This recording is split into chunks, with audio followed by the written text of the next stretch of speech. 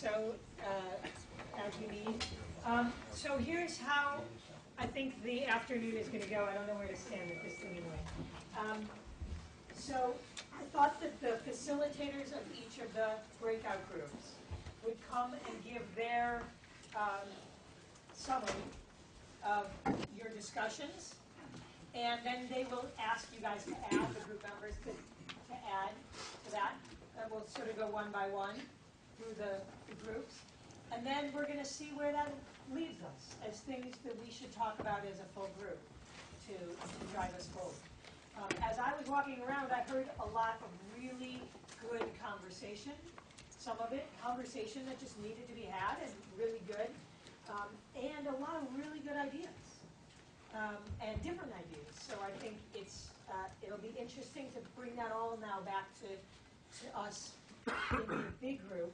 I mean, I was thinking we could probably carry on in those small groups to really achieve the task I gave you for days, because there's lots to talk about. But I think it gave enough of a chance to allow a level of participation that we just can't get when we're all in one conversation together. So I think it was really worthwhile, and we're going to continue it all together. And we're going to try and be even more thoughtful and concise about bringing our ideas forward and allowing others and listening to others as well. So with that, I'm going to let Carrie go first. Well, I tried to summarize a bit what we talked about. So I'll do my best, and then I'll ask my group to add in. And in some cases, we did get to talk about 3 subwatersheds directly, and I'll give you some of that feedback, but in some cases, I'm not going to repeat myself. Some of the feedback on the subwatersheds applies across the board. So if I say it generally and overall, I'm not going to repeat it when we get to the subwatershed because it would apply. So I'm sorry to stand in front of you.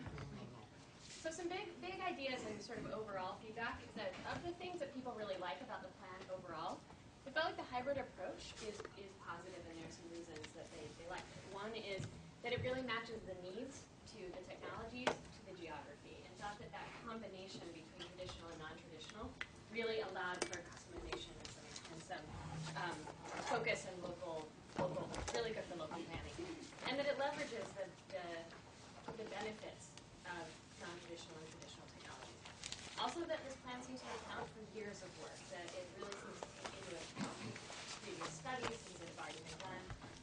That was not true of everyone in our group. There was also a question about bringing in different kinds of data and whatnot, but it sounds like that's a conversation you all have had here a number of times. Also, there was a comment that it's really positive that this plan is not just about Orleans, but connects to Brewster and Jamestown. And in fact, I'll just note now that one of the suggested changes is that it makes that connection to Brewster even stronger than it does currently. In terms of things to change, in other words, that the disposal sites in residential areas are a big challenge. And we did have one recommendation about ways to sort of deal with residents and their concerns, which I'll get to in just a minute, in just a second.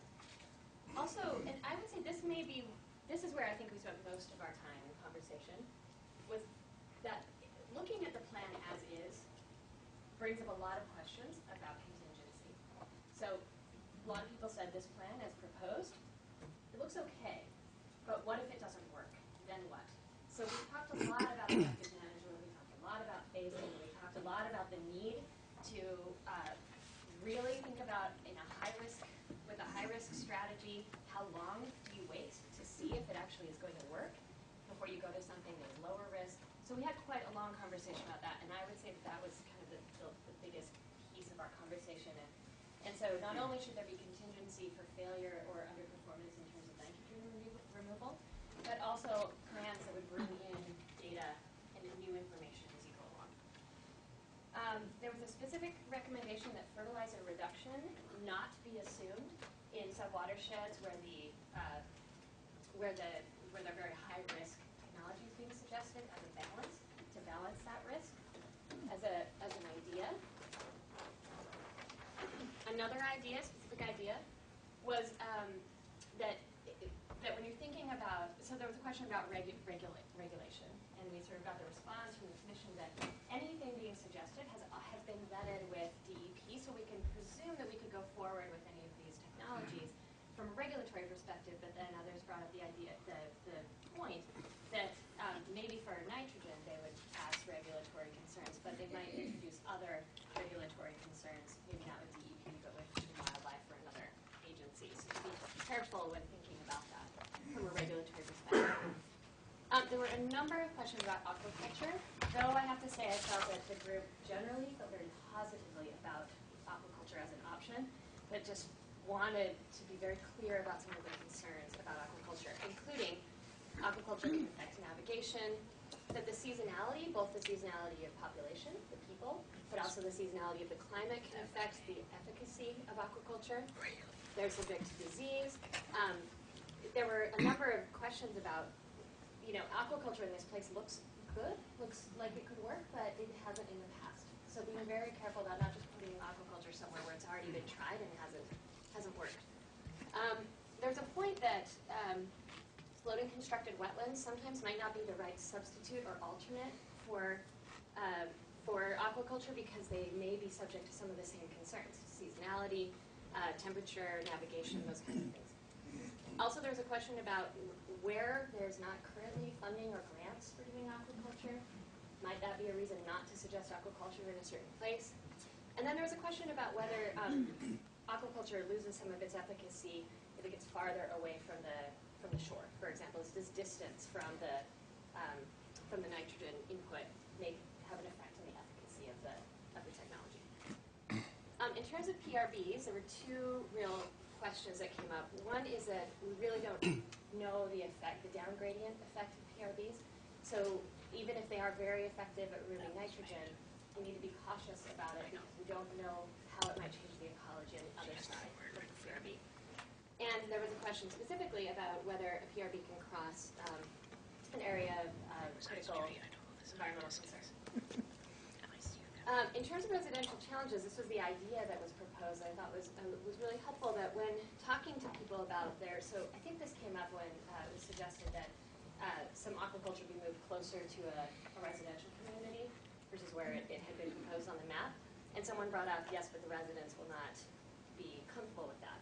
And then the suggestion was made, residents need to understand that we can't do nothing. So it's either we move this bed of oysters near you, or you put in, individually, you deal with different kinds of systems in your home, like, your diverting toilets, something like that. But we can't do nothing. So I thought that was useful to think about any residential challenges in terms of presenting the range of options, but not just being afraid of the challenge. So as I said, many of those applied in these 3 or 4 sub-watersheds we talked about, but let me just say that in areas that it was suggested that it's too murky for aquaculture, so maybe floating constructed wetlands would be better than aquaculture in that area, and we'd stand to add a PRB potentially in that sub-watershed. In Lonnie's, that question about aquaculture and its viability based on the past came up. The Town Cove, there was a suggestion to move where it is on the map. This is what I was referring to before, either closer to the shore or closer to Hopkins Island. I think, as I recall, that was mostly to resolve the navigational concerns.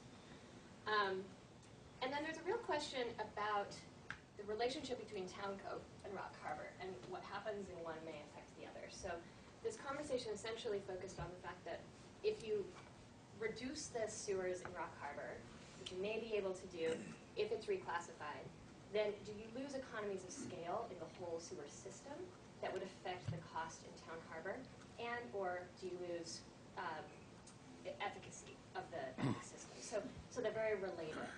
And then on Rock Harbor, the reclassification question is a big if. So that came up. People have very different views on that. I perceive very different views on. Not only is it a big if, so we shouldn't plan around it, but it's a big if, and so we should plan around it because it might save us a lot of money. There's just a lot of questions. But a very specific recommendation to kind of deal with that uncertainty was, rather than the mile-long PRB that was suggested, that we do a PRB from Locust Road to Rock Harbor Road first and address some of the initial concerns and also test it, and then potentially do the full mile PRB. So I'll ask my group, anything you want to add or that I mischaracterized?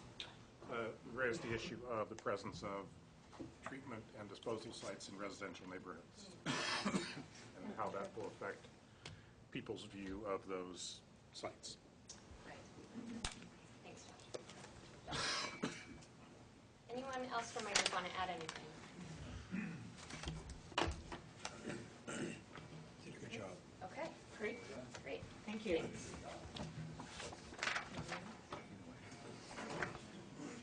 Are Sure. you ready? Yeah.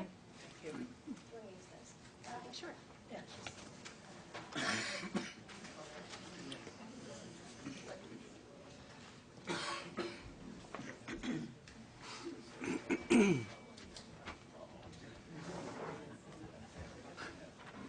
Nice if it could go back so that we could see it.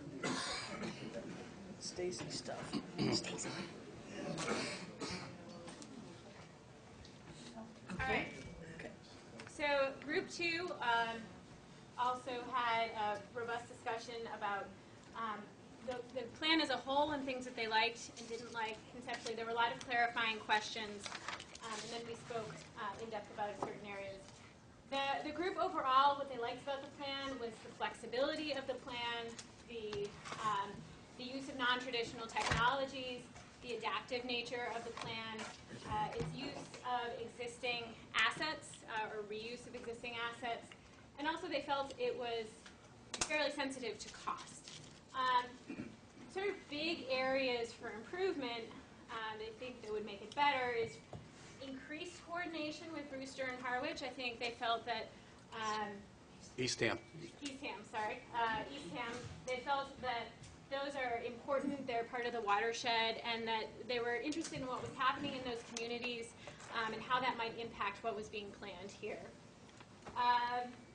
There was a lot of discussion, I think this was sort of a priority discussion around phasing and being able to offer a plan that segments, particularly sewering, in a way that would sort of identify, prioritize areas, and then identify sort of areas that move beyond a priority area that would help to reduce the footprint of the sewer, but also allow for the piloting and phasing of non-traditional technologies. So as technologies become more viable or they prove to be working well, then you might reduce the footprint of the sewer, and probably conversely, if they're not doing well, maybe you extend the sewer further.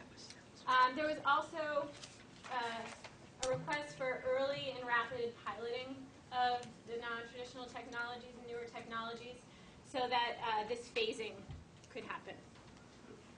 In terms of sort of suggestions, specific suggestions, there was discussion about, I think, like the last group, there was general positive feeling around aquaculture, but there were some specific questions around the siting, specifically what would be some of the impacts of warmer water temperatures and in Ponchette and Pleasant Bay and the dissolved oxygen content in the Pleasant Bay area. So what impact might that have on the specific siting locations that were proposed? There was a suggestion that the PRB location might be too close to the herring run. In general, I think the group was supportive of floating constructed wetlands, but really had a lot of questions about it. I think the group felt like they didn't fully understand how and where and why you might deploy that technology. So they were interested in exploring it, but would need additional detail to be able to comment specifically on the siting. There was a suggestion that there ought to be a bigger buffer between the sewer discharge and the ACEC location in Town Cove, I think. South Ottawa. It's kind of a gray area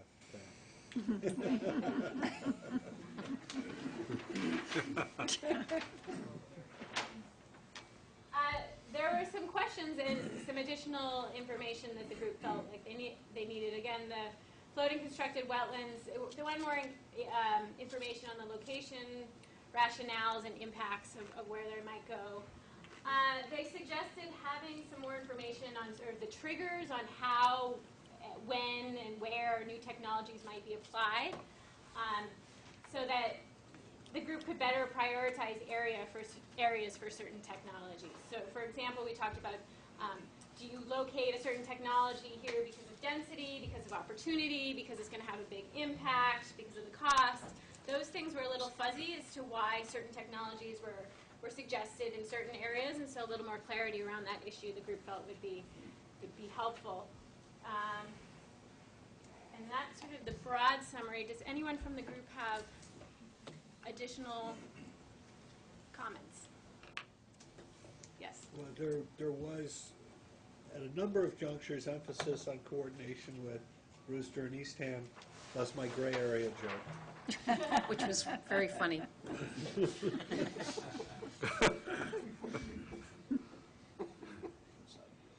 in the group? Are there any questions for the group? Okay. There was a comment, I don't know which group this person was in, but I thought it was a good comment, that one that you might pass off very quickly, but there was a suggestion that we investigate taking the flow from that South Orleans plant and looking at a force main to Chatham,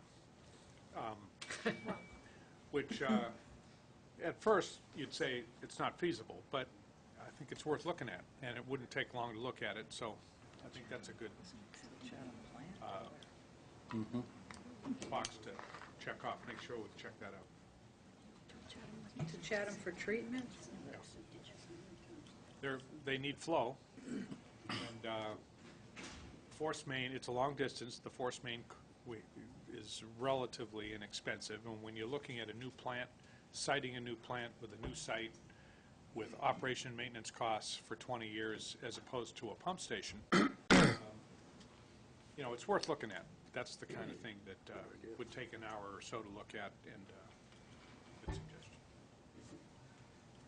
So one other point that we also brought up was just reminding people that although this looks as though it presupposes Tri-Town to stay in place, there is still the opportunity, which we didn't have time to get into at the last meeting, of other options, that there's still an opportunity to have not Tri-Town, to have something else either there or not there at all, and have other solutions overall that would be a not Tri-Town solution.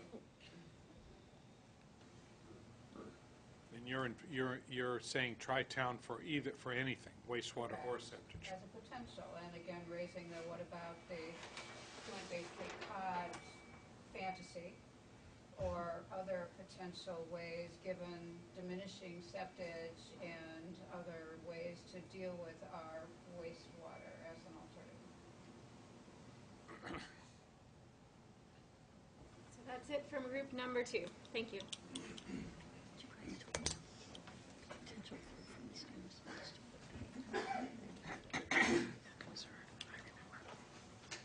You'll have to tell me later, because I'm not quite.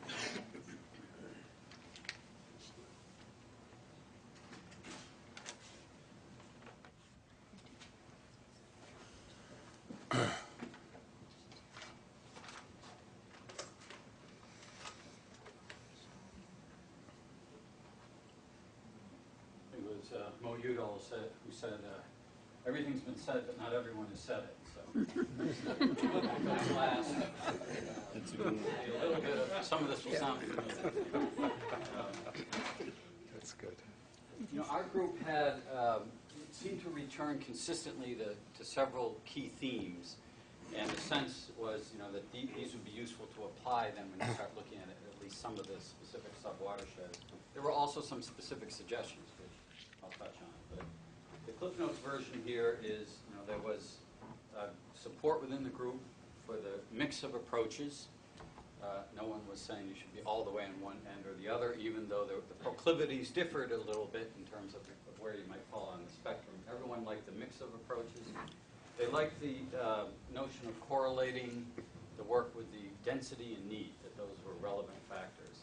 And they liked the adaptability aspect, and that came up in several respects, that as more information becomes available, let's make the adaptations, which may change the allocation and apportionment of the various technologies that we use. There was some thought that the plan maybe had not looked as much as it might at some of the regional opportunities, that there could be some economies of scale that might be exploited, and that some of the specific subwatersheds, by dint of their actual geography, might lend themselves to more coordination with the neighbors, as some of the other groups had also pointed out. There was, while it was not a unanimous view, there was certainly within the group some apprehension, cautions expressed about PRBs, and how effective would they be? Is there a risk that they could actually aggravate situations in some areas? And the degree of apprehension varied. It wasn't consistent within the group, but it certainly came up in a couple of comments. Phasing, people felt that phasing really offers some opportunities. There was this general sense that there's a core that's going to have to be sewered, and people might draw the boundary of that a little bit differently, but everyone seemed to agree that there's some core area that would need that, but that core could be expanded or could be reduced depending on how the phasing goes and how the information goes in terms of the non-traditional technologies. And it came up a few times that this is all this takes place in the shadow of political realities as well. And on one hand, some concern that maybe this isn't sufficiently different from what did not pass muster with voters before, and some other feelings that no, this really is quite different, and it could well be a different game when that time comes. Some of the specifics, there's general feeling that South, and when I say general feeling, I'm not presuming total consensus in the group, but this was the sense of at least more than one person in the group, that South Orleans could be a later phase, if that's a less immediate priority. With some initial reaction that Tar Kiln Road might be problematic due to some of the ownership issues there, although we had some further discussion, it sounds like there might be some opportunities the group was unaware of. Crystal and Pilgrim Ponds, some thought that it would be useful to anticipate the phosphorus issues there. Maybe the bulge in the boa, heading toward those ponds, and let's try to anticipate and respond to that, and not simply react to it. Checking with Eastham about disposal site possibilities. There was some discussion about Rock Harbor. Is it the right mix of sewering and other technologies? And there were some different views about that within the group. Oysters were popular. But as some of the other groups mentioned, there was also an awareness of some potential threats to oysters with warming of waters. One suggestion, anyway, to look more closely at STEP and STEG and talk to those who have actual experience around the country with these technologies and a feeling that they might be more applicable than the plan is currently depicting. And then the idea that could there be treatment outside the boundaries of the town? There'd be septage output, but the treatment could be off-site in the context of discussing regional possibilities. Say that last part again. Yeah, maybe I heard it wrong. The idea that the treatment could be off-site, out of the town boundaries. What we meant, septic would be treated. Oh, septic. Septic. Okay. Yeah, Septic sorry. could be treated elsewhere. Yeah, the septic could be treated off-site. Or wastewater with Brewster and Harbor, Yeah, well, that's another, South Orleans, Brewster Harbor. Sticky paper here, but significant interest in doing some testing, monitoring of the non-traditional technologies, trying to do that in a way that is safe, doesn't create environmental risks, and also would be as cost-effective as possible. Lonnie's Pond was mentioned again as a potential site that might be good for that. And then also a couple of questions came up during the course of the discussion. How long is it to see the results of these various non-traditional technologies? There was a sense that for some of them it could be quite immediate, and for others there might be a pretty long gestation period there. And then in passing, there was also some question about fertilizer control assumptions. What are they? How realistic are those with underpinning the plan? Finally, I'll just say we did 2 highly scientific polling exercises at the beginning. We did a continuous thumbs up, thumbs down scale, and generally the thumbs, and this was before we had any discussion, just a quick sort of visceral reaction to what everyone had heard, and the thumbs were generally between 8 and 11, I would say. in the room. And then at the end, we did what we called the heartthrob, the heart attack scale, 1 through 5. And, 1 is, we really got to start this thing over. 5 is, this is way better than I expected coming into the room this morning.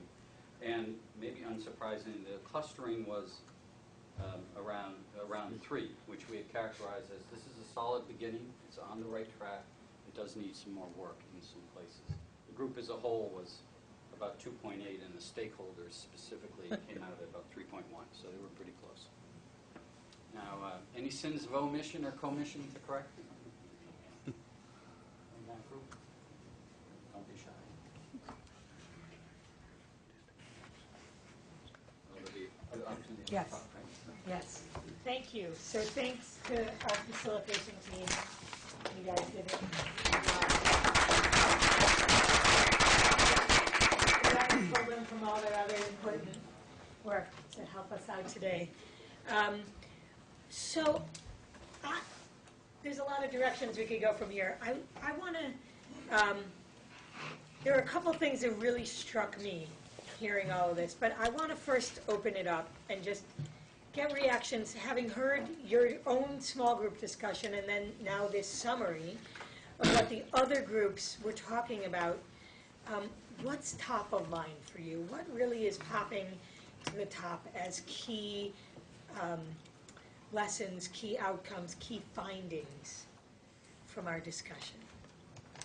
Yeah. In all of the presentations, there is a tension between dollars and risk. And some voices are more comfortable with the risk.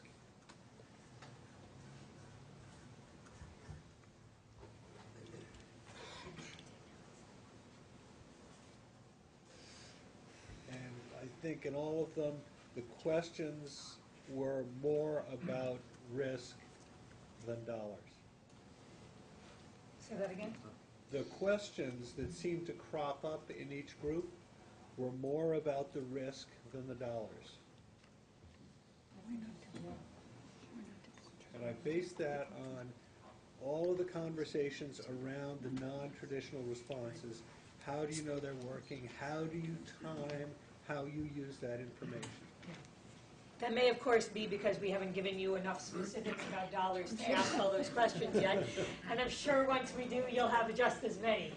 But I think that's a really, this tension is very clear, right? And not only is the tension clear, I think, everybody came in the room, at least let's just say a number of you came into this process with already some weight on one side or the other. That is, you were much more concerned about dollars than risk, or you were much more concerned about risk than dollars, right? And maybe that's shifted, but I think that not only is there a tension as a whole, but there's a tension in balancing the prioritization that each of you might bring on this question. Other? There seems to be a significant amount of technology-based work to do specific to each watershed and each PRB and each shellfish bed to understand by body of water what will work and what won't, because the solutions proposed, for example, at Aries won't work in Lonigan. This is what I was hearing.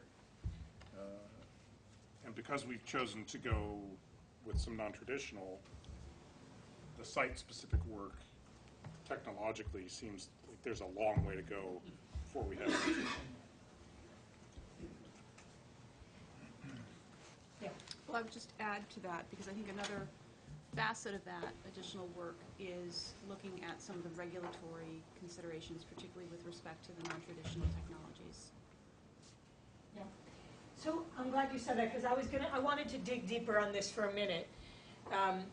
Because what is it, right? I mean, we've done the 30,000 foot, right? How many feet would you say we're at now, Sia? We're at 5,000 feet. So according to Sia, we're at 5,000 feet, right? And some of you might. Lower in some places. Huh? I think we would be right, we could, we're at a point where what we have to do is pick locations for actual demonstrations, do a budget, do a monitoring plan, install it and see. And I think it's really true that a reef and growing aquaculture in bags and doing a floating constructed wetland are going to have applicability in other places, but those three big non-traditionals, we need to ground truth in Orleans, in areas, and I've looked at dissolved oxygen, I've looked at the mucking areas, and I've looked at that stuff, I've been out there on the ground, so at 0 feet. But I think the idea is, and there are already oysters growing in areas, so we've done a lot of trying to limit the uncertainty and could a demonstration work.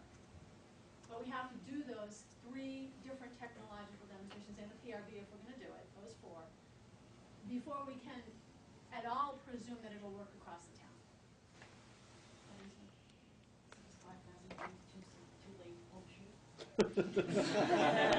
What'd she say? 5,000 feet too late to sketch? She said it's 5,000 feet too late to pull a shoot. What'd she say?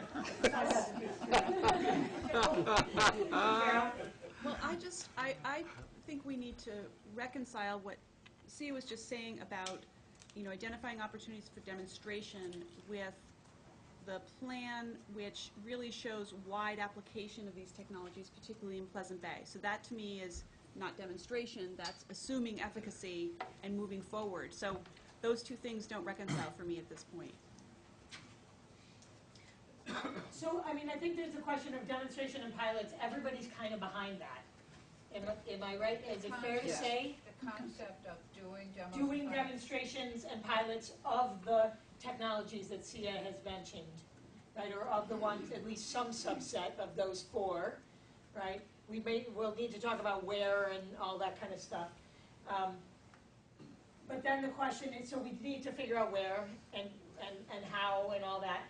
But I think then the question of translating it to the map, right? There's still some question there of, do we know enough to know that if it works here, it works here, right? And how clear are we on all of those types of issues, right? And maybe the group needs a little bit more, we need to dig down a little deeper on, if we pilot this, if we do this pilot, what will it tell us about this, and what might we still need to know about here and here, or things like that, right? So there may be more.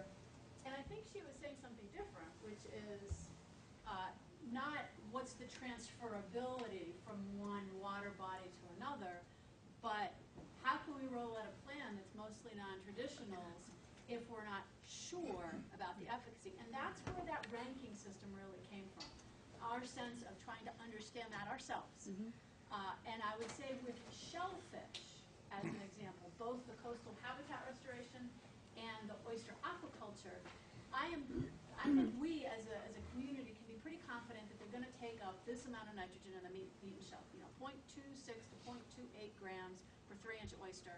I think you could take that to the bank. That doesn't include all the other benefits and all that other stuff, but that number, I think you can count them as a filter.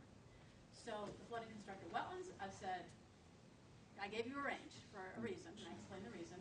And then the PRBs, I would put closer to the shellfish in terms of will they remove nitrogen. The big risk is the downstream unintended chemistry that you need to check out. So there's a range, and that's why we did that matrix. To follow up on what Carol said, also with the pilot studies or demonstration, how long do these projects have to run? Is there a minimum of 3 years required before you get enough data to know how they're performing? And how does that compare with the regulatory window?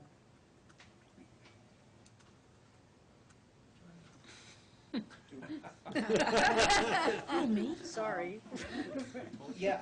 Well, I heard you say it in the other meeting, it's Yeah. public, so I figured Well, I you'd say think, it's ridiculous. yeah, the thing is that there has to be adequate time to have a statistically significant database to determine effectiveness of these technologies, but that's not to say that it's going to last forever. So what we're thinking is that for any particular demonstration project, it would probably be up to a maximum of about 5 years, where we'd get to the fish or cut bait point, and then decide whether or not it's effective or we just need to drop it and move on. That we would expect that would all be part of the phasing program. In the schedule of any plan, ideally it would be nice to be able to run concurrent demonstration programs so that we're not looking at 5 years with one, and then we start 5 years with another, and then 5 years with another one, and we don't get anything really in the ground until year 16. So those would be the kinds of considerations I think would go into the plan. So I just want to say I'm sort of putting this as a third big idea, which is the phasing and adaptive management theme that we've heard in all of the groups. I think the pilots and the length of time for pilots is one piece of that. But I heard a lot of really interesting ideas around phasing and how we can use phasing and adaptive management to help us as a group overcome some of these tensions, right? So no matter where we sit on here, where are we where we feel secure enough that the cost is going to be worth it in this place, and how do we test the risk at the same time? Can we do these things together where we can agree on going forward in a phased way, right, so that we can use this tension to our advantage?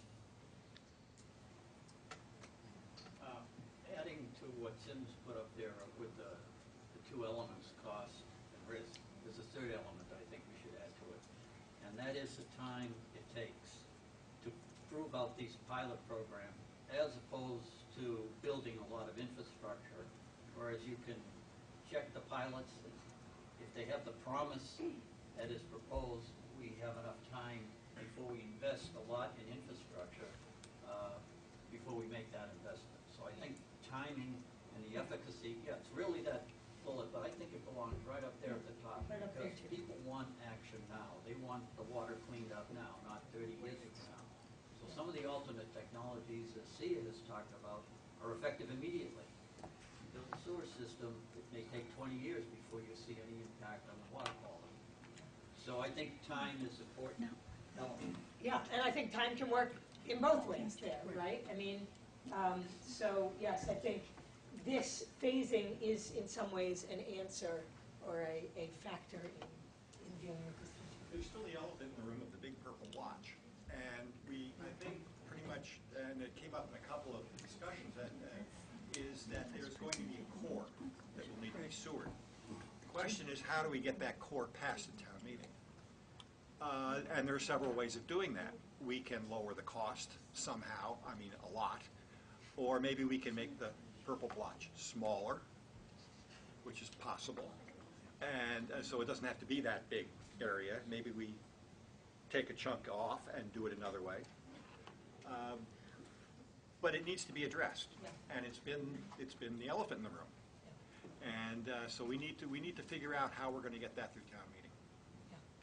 Well, and I think it'd be interesting to, I mean, I think we were interested to see how much convergence, I'll say, which is a bar slightly below consensus, is there toward this idea.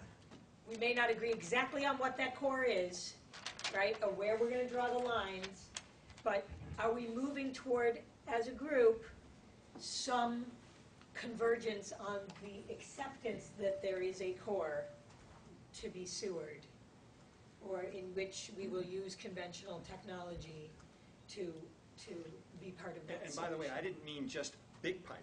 Right. No. Traditional technology. Traditional technology. Rather than an either or, I think as I heard expressed here, go with the non-traditional, see how that works, and then begin to look at infrastructure for the traditional. If this group can reach a consensus on what would a footprint look like for sewering, while we also look at the non-traditionals and 3 to 5 years see how they play out, and can they then come back and speak to us about the size, the footprint for sewering. I think that's what was mentioned in our group, sort of the rings, if you will. Yeah. And just to expand on what I heard your group saying, which I thought was really interesting, was, this plan was sort of put out as the plan, it's a straw man, but plan A, where the purple areas and the salmon area, the colored in areas are all going to be traditional technology, and the other areas, the problems are going to be solved by non-traditionals, and if the non-traditionals don't work there, then those also might at some point move to be sewered. And what I heard this group talking about, which I thought was really interesting, is what if we start with smaller, must-be traditional area, right? And more, it can grow or shrink. It can, so it might shrink from the current area you see on this hybrid if the non-traditionals actually perform better than we hope, or really meet our highest expectations, right? And so, is there an area, if you sort of narrow in enough, that everybody could live with as our starting point, that also went along with non-traditional pilots, and a really flexible game plan with timeline on how this might grow or shrink over time? I think that you captured well the concept of the potential to shrink the purple, because that's where we were talking in Group B. But I also would want to be very careful that we don't get too far ahead of ourselves as to what we're talking about and agreeing to, or appearing to agree to, because I don't think that we yet have agreement that this is all going to be traditional sewers flowing to a tri-town facility. I think that is... That there'll be any, there's not enough agreement that there's any core. Throwing around the words traditional as to what sewering by itself, small s, does not necessarily mean traditional flowing downhill, my word, to tri-town, because it could mean cluster type strategy as opposed to, because that hasn't been totally thrown out yet as a possibility. There are other options. When I had suggested this to my group, and they were very polite and didn't shout me down, was sort of shades of purple. That, the core is dark purple, which is an absolute need. And I was careful to phrase it in terms of need, because that's really what we're addressing here, is the need for some remediation and or treatment, and that the different shades of purple, rings if you will, while they depict different levels of immediacy in the need, we also should have an overall plan that emphasizes the modularity of the treatment process, and start with a process that can be expanded with some reasonable efficiencies of both capital and operation.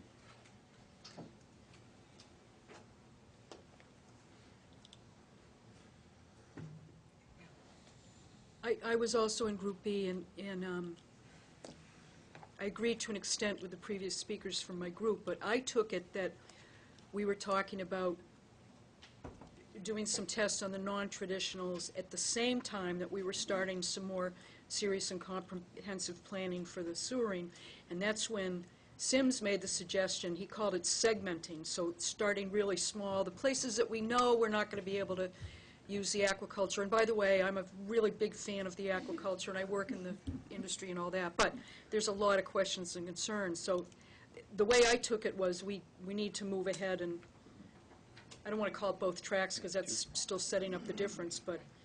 Can I make a couple of comments here? I wasn't in any group and had the benefit of all three, but just a couple of comments that, from sort of a outside perspective, having no real horse in the race as to whether Orleans builds sewers or not, frankly. I have known Orleans lanes for a long time, and it would be fantastic to have aquaculture everywhere and non-obtrusive everything everywhere and go back to, the way it was. But the concern I have about several things. One, cluster systems. We didn't get into it as much detail as we wanted to 3 weeks ago. But either way, you're talking about collection, treatment, and disposal. So I'm trying to use some common sense here as I think through it. You're talking whether it's tri-town or cluster systems, collection, treatment, and disposal. And I guess the way I put it is, do you want to have one plant at the end of a street where you got your densest population that's already there in a nice location sited, or do you want to have 15 plants downtown? Why would you need 15? Well, 10, 12, because if, now, before we say that, we're going to look at it. I've already asked Stantec to look at this in detail, to look at the sites, look at where the existing systems are, and lay out a cluster system. But the fact is, you're going to have multiple plants. The original estimate was 10 to 15, maybe it's 6, maybe it's 16. But in your downtown area, all connected with pipes, all with disposal systems for each one of them, and all citing 16 facilities around town. So we're going to look at that in detail, but that's the first point I come up with, is that there's some degree of common sense. The other thing is that you have a plant already that has a site designation, that's in a great location, that needs to be upgraded, but can be upgraded, in a perfect location. So that is a big thing. We're going to try to site a plant in East Orleans and South Orleans. And you're just scratching the surface now what that's going to take to site one plant, never mind multiple plants. So, but that's one thing. The other thing is with regard to non-traditionals, I think the risk factor has to be looked at seriously, because what we have is a curve. I'm not quite sure how it looks, but it's like a bell curve. And as you go out on the fringes, it gets riskier and riskier either way. One side of it is building sewers everywhere, which the risk is basically financial. And that's a serious, serious risk. The other is, when you think about it, we've talked about the uncertainties related to PRBs and constructed wetlands. What you're saying on the other end is that you're going to expect those non-traditional technologies to work everywhere in town, including the areas where they're least likely to be able to be sited downtown. So you're betting that non-traditional technologies will work everywhere, which is the extreme risk of what we're talking about. So the purpose of the hybrid was to get us to a place where we have a logical balance of things, recognizing that that balance is going to change over time, but that we have two viable, effective, feasible, reasonable alternatives that we can test and work on and adapt as we go forward. If we go to either extreme, I think it's going to set us back one way or another. 5 to 10 years from now, we're going to be going back to the beginning again. And I mean, I would say this similar thing from a negotiation perspective, right? Which is, people have strongly held views about these things, and you all have come with really open minds and have really been open to looking at different ways of doing things. The chances that you're going to persuade enough people in the town of Orleans to go completely in one direction or the other seems to me low. It just seems to me low, let alone this group here at the table, right? So I think if our goal is to get something that we all can live with and move forward, and we know the risk of not being able to do that, we have to think about that as well. I want to put one more thing in the phasing that I heard every group talk about, which is the regional synergies. And you know, all along we've heard that there are barriers and impediments to regional planning, and one of the biggest ones was timeline. right? Because the towns are in different timelines. However, if we're talking about phasing, then our timeline is longer than just right now, right? So there are places, for example, one of the group where you talked about South Orleans, right? This is a place where this might not be the top first thing you're going to do, right? And it may, if you have flexibility as to exactly where you're going to put what there, Brewster may catch up, right?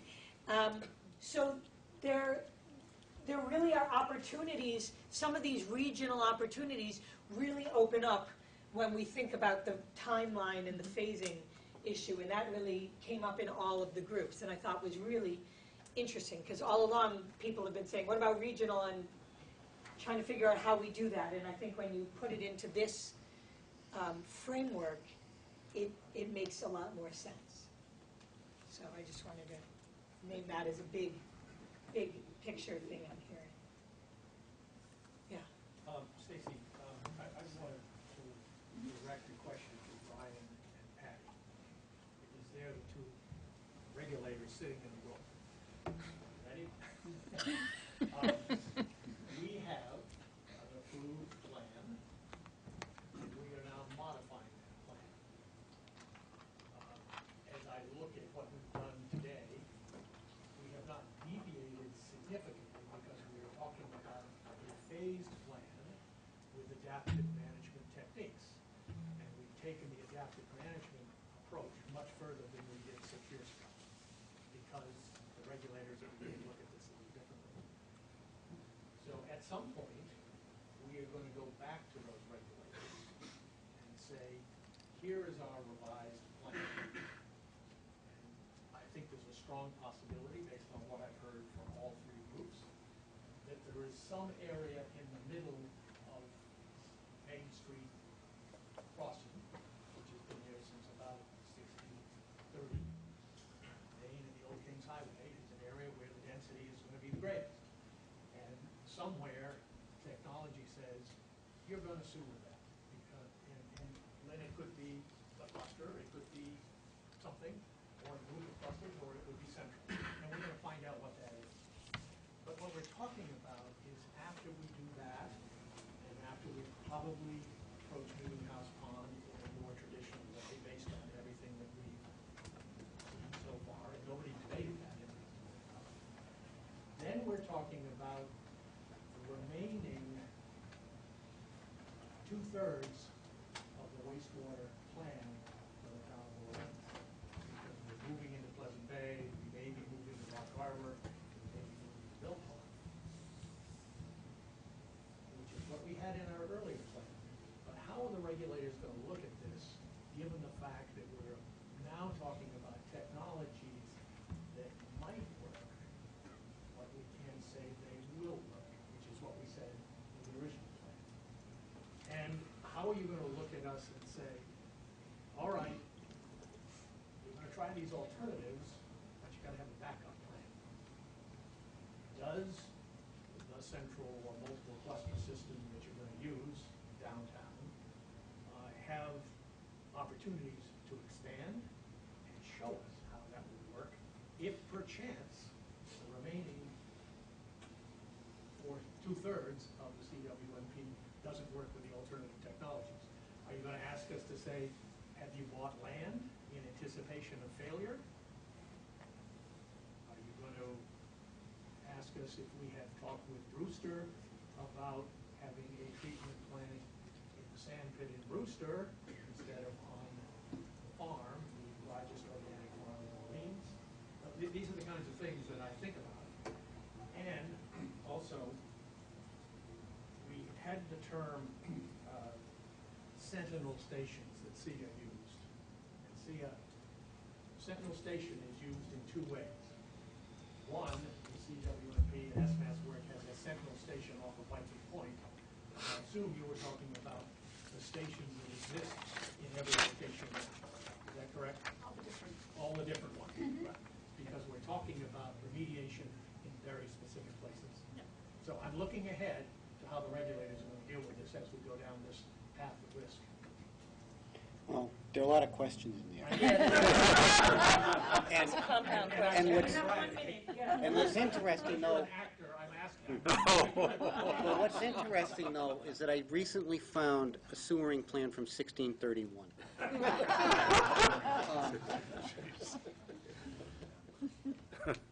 I think,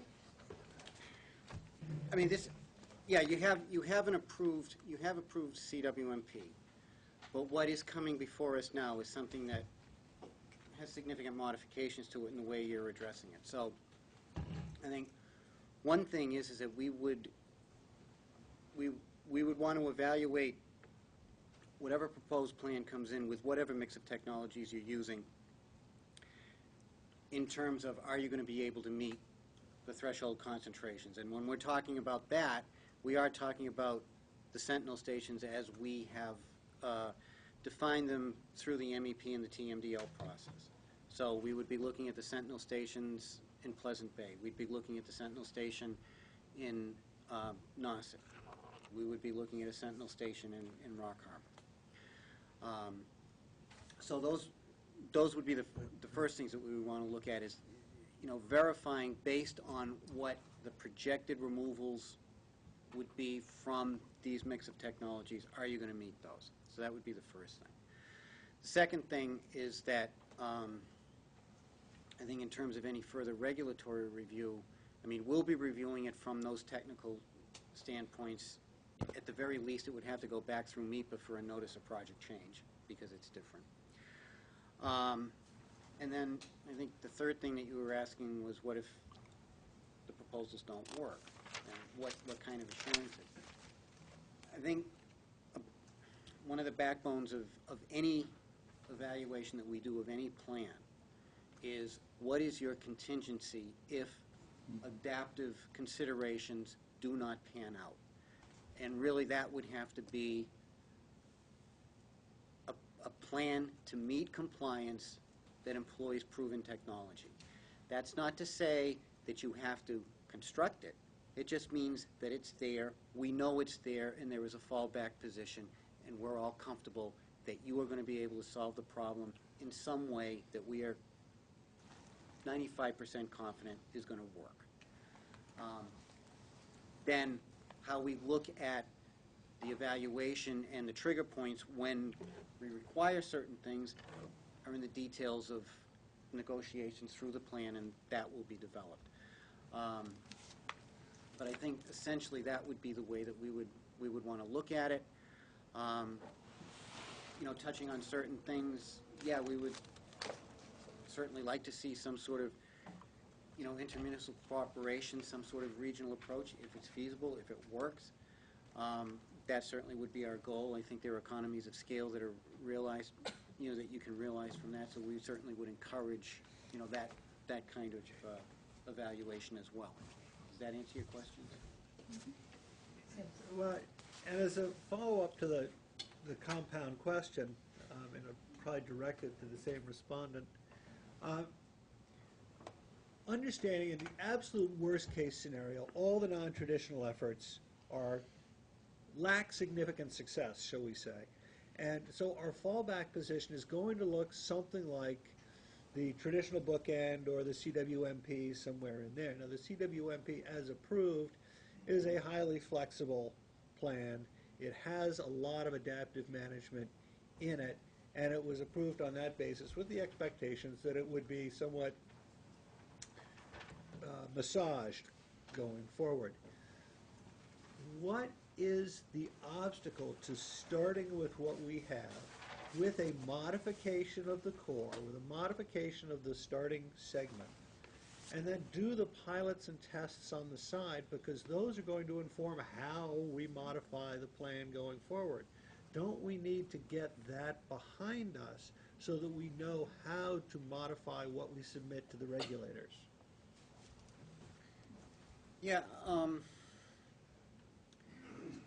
mean, I think if you're looking at a core in terms of what has already been approved, I don't think there's any impediment to that, other than I still think, at the very least, we'd have to run it by MEPA to see if it's a notice of project change, because I think one of the things is that what we were talking about back then was building like a half-size plant with disposal in Namskaka, all right? That's going to change. Talking about modularity, I mean, you could build a quarter size, you could build an eighth size. We're going to be looking at different disposal areas. So I think the thing is there's going to be some level of, additional review and looking at how, what the modifications for that, if you do decide to proceed with a core, what that core would be. And then, but then again, I think, fleshing it out in terms of, the scheme and schedule of demonstration projects and adaptation to the data that we gather from those.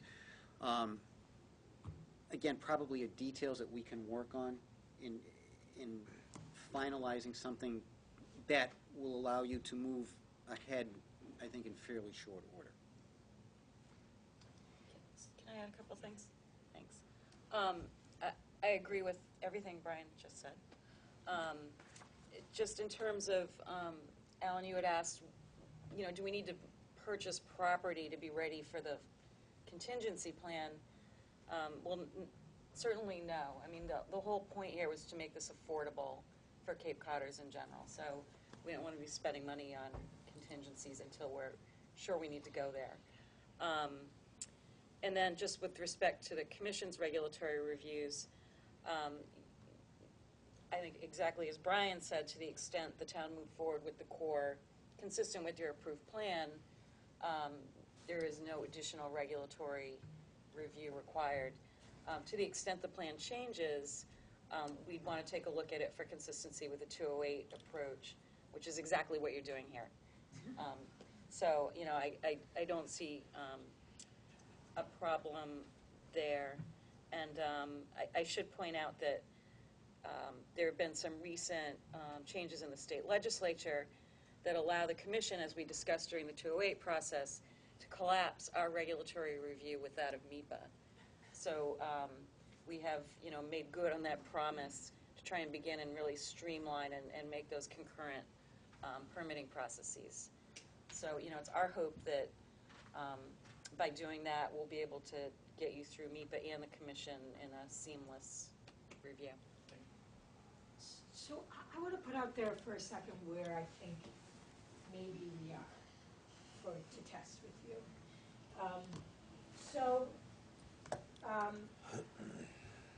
Hybrid plan as a whole, we could think about segmenting the sewer sheds in more of a phased way, and also the non-traditionals in more of a phased way. That is, really identify where our initial pilot priority opportunities would be and flesh those out on both ends. We need to, on the sewer shed end, on the highest priority core area, as the team might try to identify it to run past you, it sounds like there is a need to explore different traditional technologies, and the key question seems to be tri-town or no tri-town, tri-town or clusters, right? Tri-town or small, many disposals within the area, and to give you a little bit more of a picture of what those two things might look like.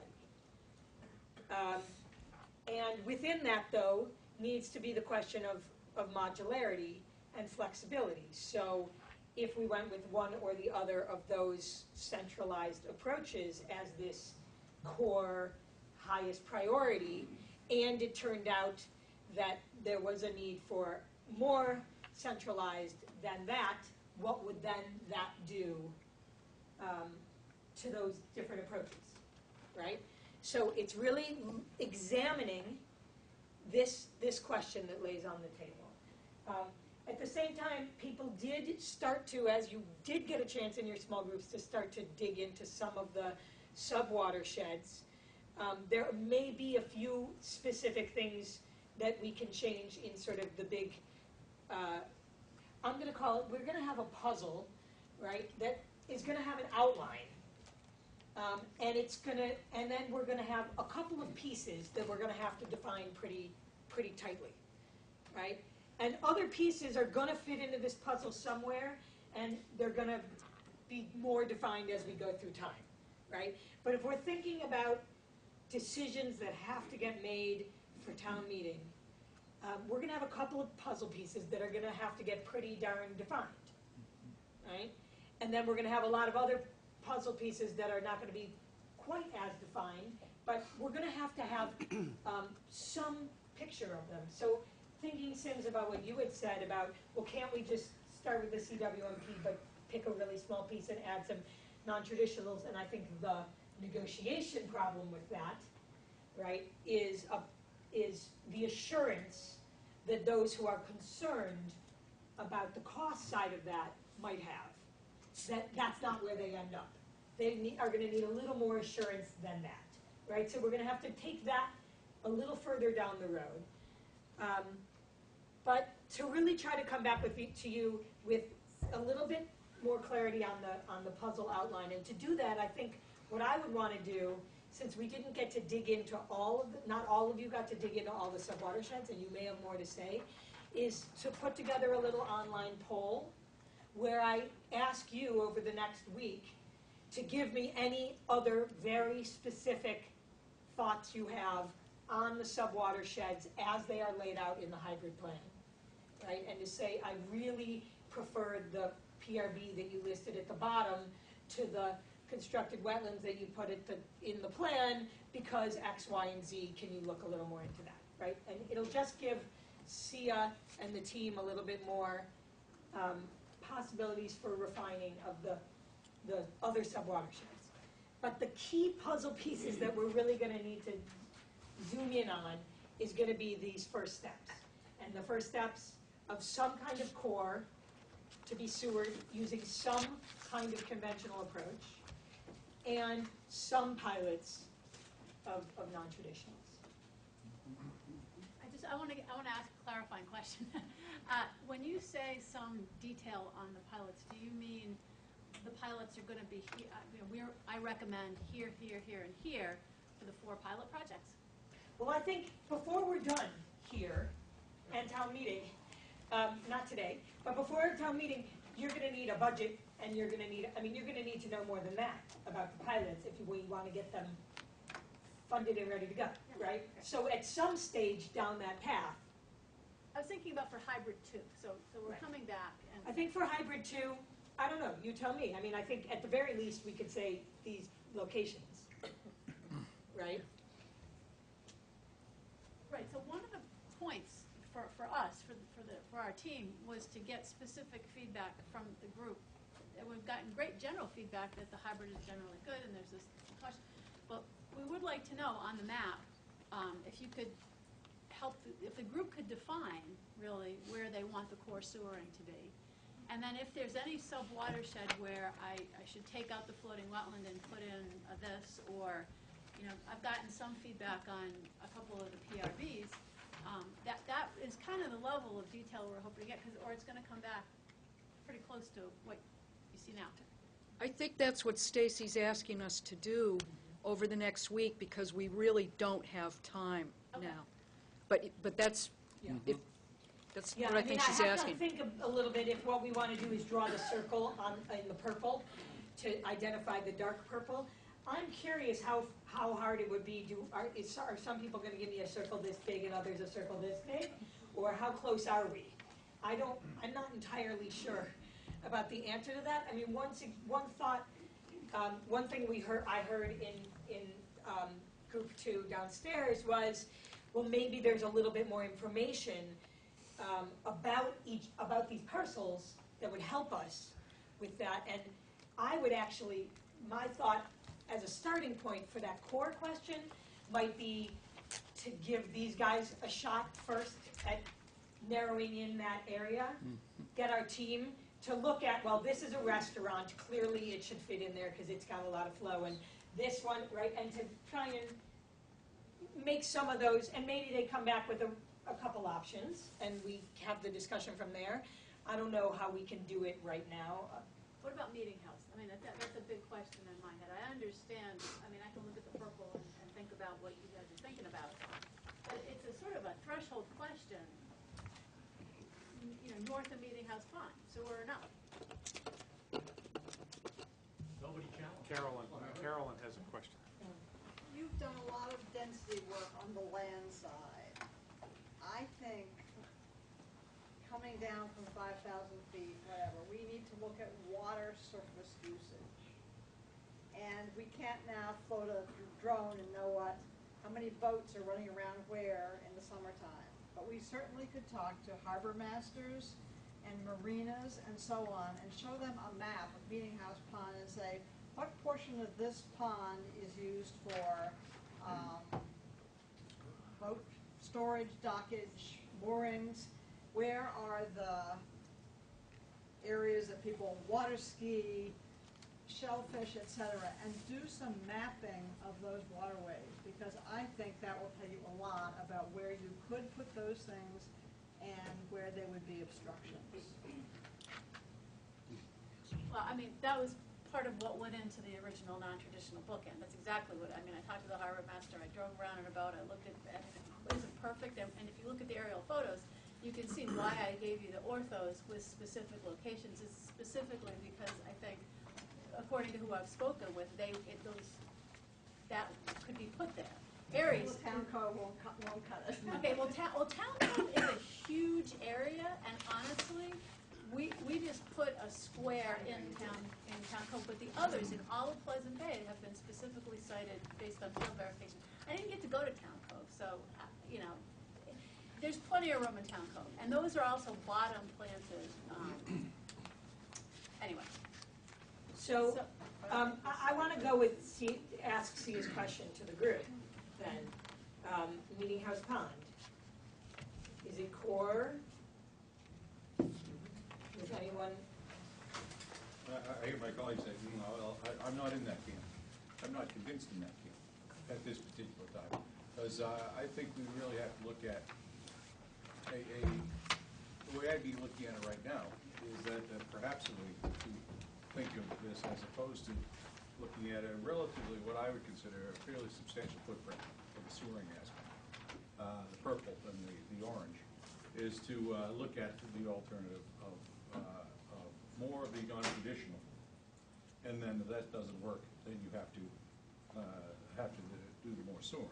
In fact, as I went through the 208 process, the whole election, that was really kind of an assumption that I was looking at all the time, that the entire scope, the viewpoint, changed from everything being sewering, and then, you know, really have to prove the non-traditional to, no, let's start with basically the thought that we're going to be able to do a more cost-effective way of doing this with some non-traditional techniques. And if that doesn't work, then you go to the sewer.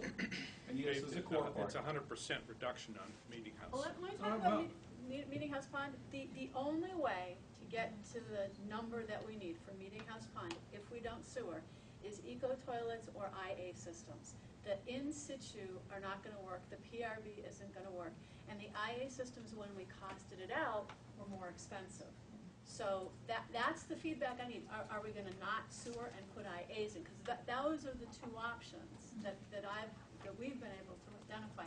So if there's a different one, we should know that, but there's no room in Meeting House Pond. It's a very dense, I mean, look at my key point. That was the whole point with Meeting House, that the only place to go is with eco toilets and IA systems to remove the nitrogen, and those have to be highly advanced IA systems that get, you know, lower than 19, certainly. So these are piloting technologies. So with that in mind, She's answered the question. I mean, so then do you feel like that answer is, okay, then I guess you can live with it, that's part of the core. It comes back in. Yeah. Well, I think it's important to note the difference between how Meeting House is treated in this hybrid plan and how it was treated previously. Previously, to reach the 100%, every house in the watershed was hooked up to a hard pipe. Now some of them aren't, because there are in situ remediations that will help us get to the goal. So it seems to me that the hybrid plan has already taken a big step in reducing the hard infrastructure required to reach the objective.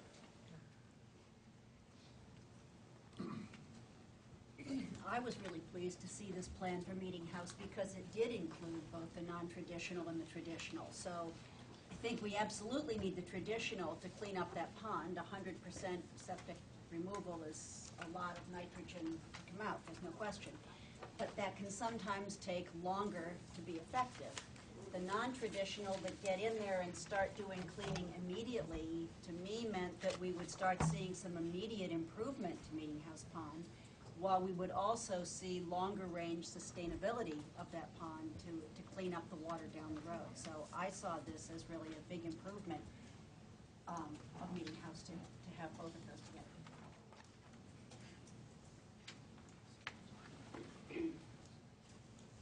So, Mike, did what I outlined sound feasible? And I guess Stenta, does this sound feasible as an action item to go back, do a much deeper dive on a real highest need, most obvious, like even if best case scenario alternatives kind of thing, we're still gonna need some collection. These are the places. And it sounds like there's some section of downtown and some section of Meeting House that fall into that category, right? And to take that and really look at it, look at how could we do that collection. Well, I think, yes, there is. And we really already started that with what Sia was saying on Rock Harbor. The map now, the purple, shows Rock Harbor Sewer. We were all working yesterday to try to get that out of there by today because we think that there's a better staged approach to that. It may be the ultimate need there, but there's other things we can do in the meantime. So that's coming out of the purple.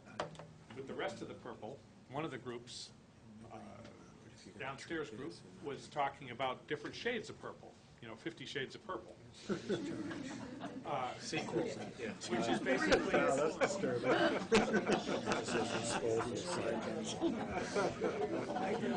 Pardon the analogy. Okay, now you got them all. I haven't read the book.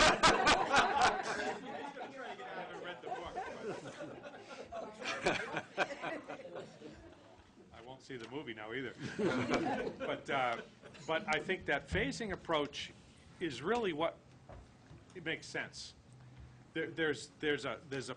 Even with Lynn's proposal, even if we went with a cluster system, let's say we went with a cluster system downtown. Tri-Town would be one of the clusters, wouldn't it? No?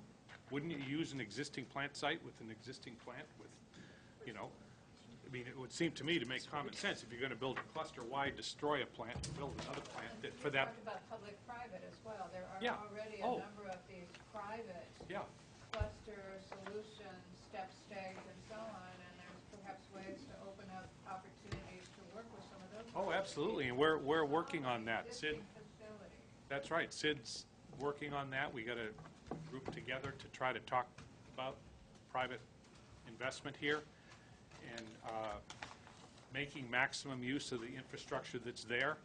But the thing is that the darker shade of purple is really what we're looking for. What's the most common sense thing to start with that also helps the town make the decision in May on what to do with Tri-Town? That's a critical factor here. What we're saying is we're going to go with other alternatives, whether they're all non-traditional or they're cluster systems, and we're going to demolish Tri-Town, which is what's on the books right now. And that's a key part of this. That's the reason we're working as hard as we are and moving as fast as we are, is to try to get a good decision in place as to what to do with that plant. It seems like what I heard in all the groups was that it makes sense, whether it's a cluster or a satellite or whatever it is, the scheme of things, these are all satellite plants. These are all packaged plants in the scheme of things. You go outside Orleans, and they wouldn't even talk about a plant this size. These are all small.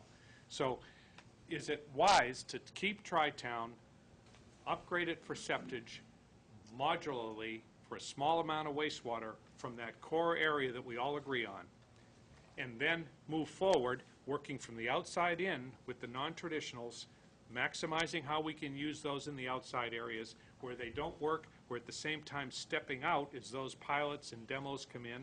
We're moving out. I think Sims put this best. We're moving out with the next shade of purple, which says, okay, let's do this part of downtown now. If the other part of downtown, say around Town Cove, if the PRB works, we eliminate the sewer on the east side of Town Cove. And we then get a determination when Cedar Pond issues are worked out, and we understand what happens with the demo, and Brian keeps saying no on the UAA, then we recognize, well, we have to do a PRB up there.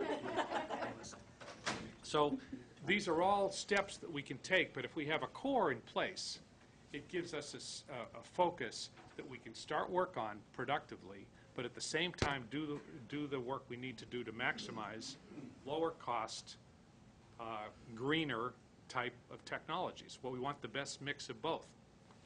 So that's, I think, what Stacy's asking. Can we reach an agreement?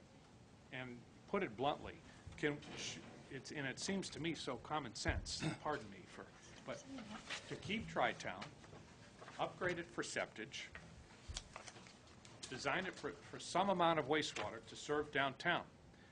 What we didn't stress before, and I mentioned in one of the groups, when you have just a septage plant, the break-even of that septage plant is always very delicately balanced in this area because you're constantly trying to maximize revenue to meet the costs.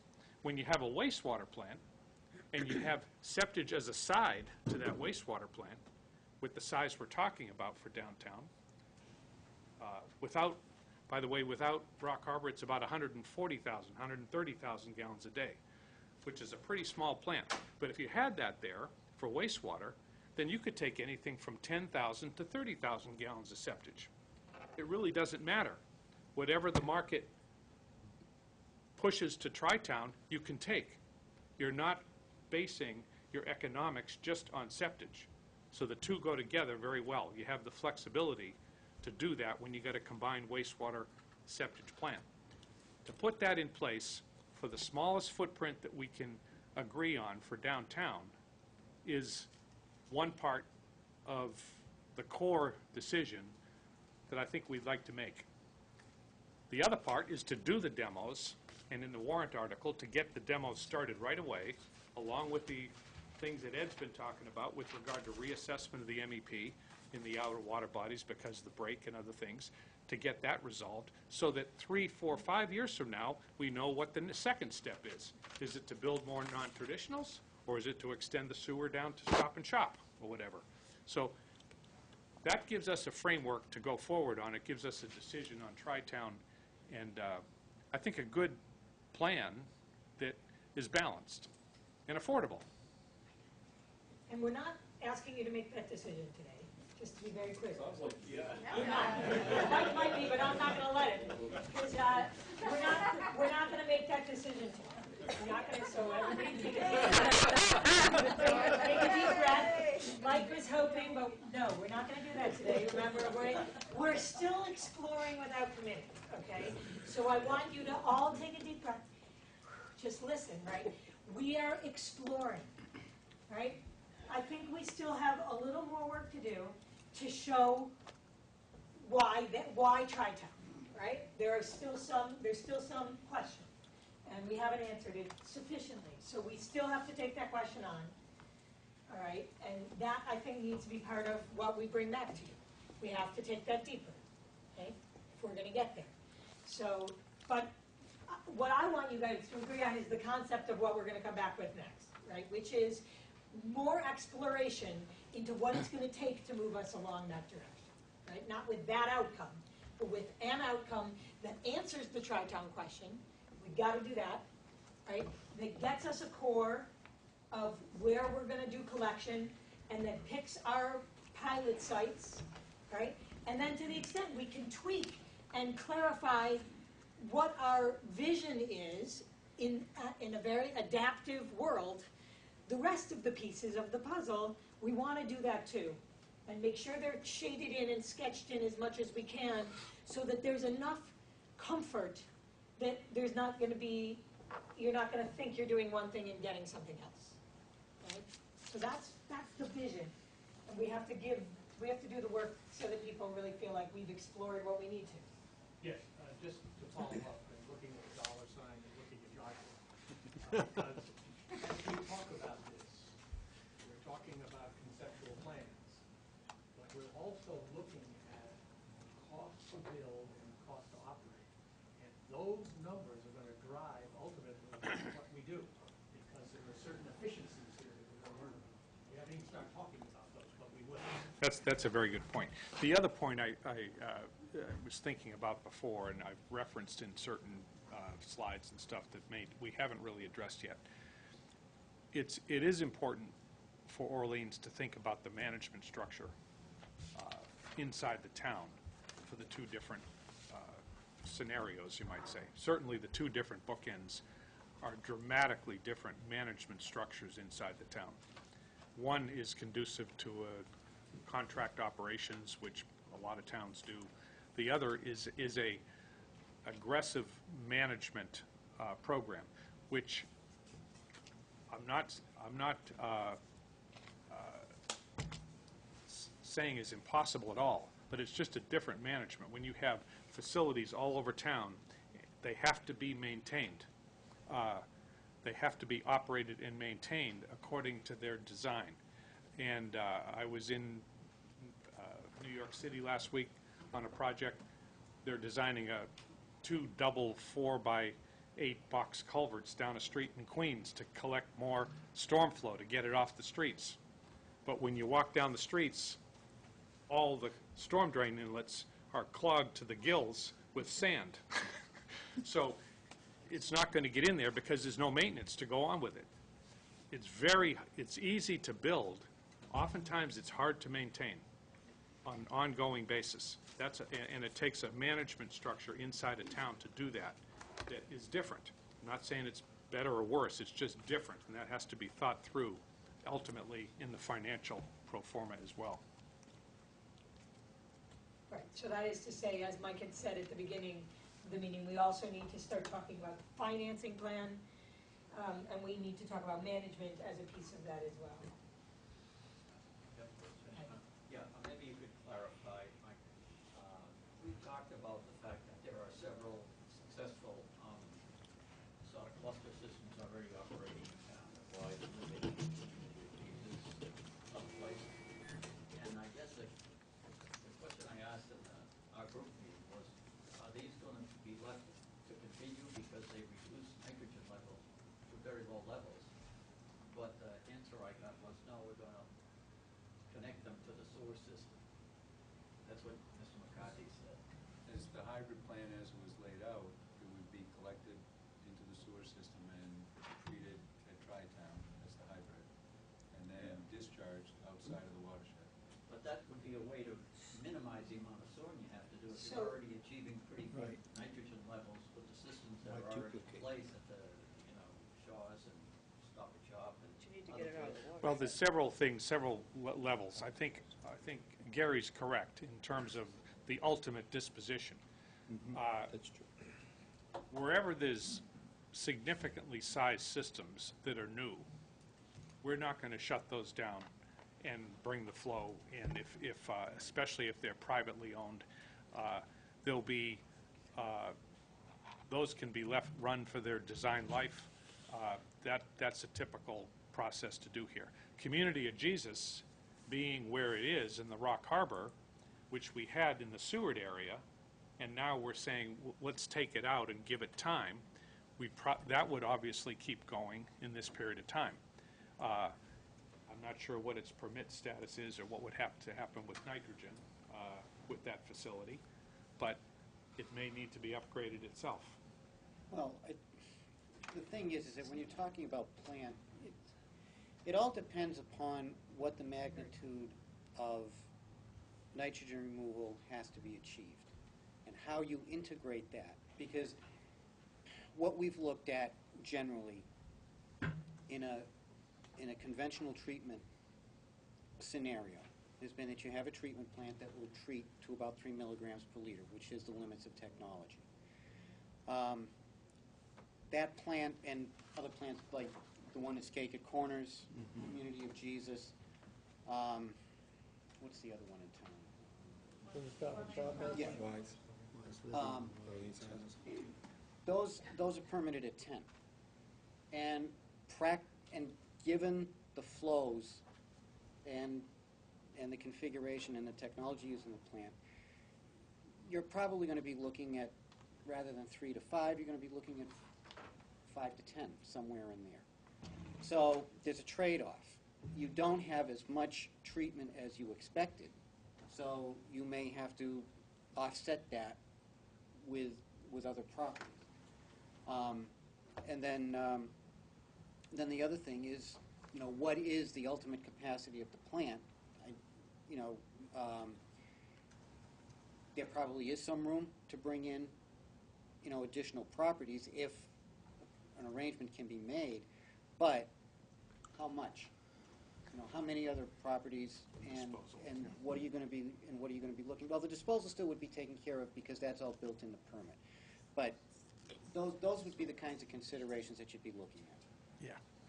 But I do want to make the point that one of the things we are looking at is things like Community of Jesus. That could be a good opportunity for a cluster system. We're not ruling out cluster systems. It's not as though they're bad.